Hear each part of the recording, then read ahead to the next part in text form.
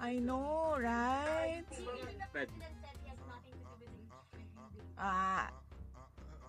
I do not want to answer that question. Paniwala ko lang, no, if you have to explain or defend your signature in a yes petition for impeachment, then you feel that you have done something wrong.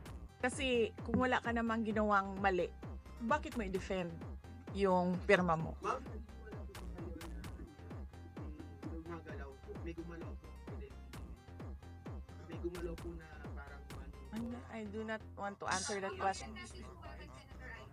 Bakit? Sabi daw po niya, she opposed to impeachment daw po. Bakit kaya? Maybe we should ask. Maybe we should ask her first. Bakit niya i-block yung impeachment? How do you feel po? How do you feel? Hindi na support sa impeachment, pero number one na, unang-unang pumirma yung consulted actually. Kasi sabi, ito lang daw basahin ko. Yan, ang daming nagbabantay sa gilid. Sa pong staff ng OVP after they heard about the impeachment, ma'am, ano po naramdaman po nila na when you were impeached by the House? Ano po naramdaman ng staff ng OVP? Are they sad?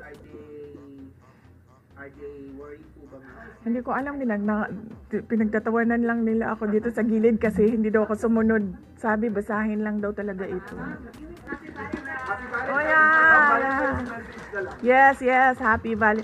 Oh, basing on the palakpak ng mga kasamahan ko sa Office of the Vice President, okay naman sila.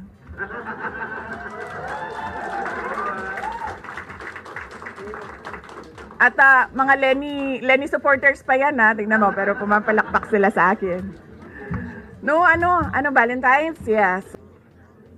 Alam nyo, mas masakit pa ang maiwanan ng boyfriend o girlfriend kesa ma-impeach ka ng House of Representatives.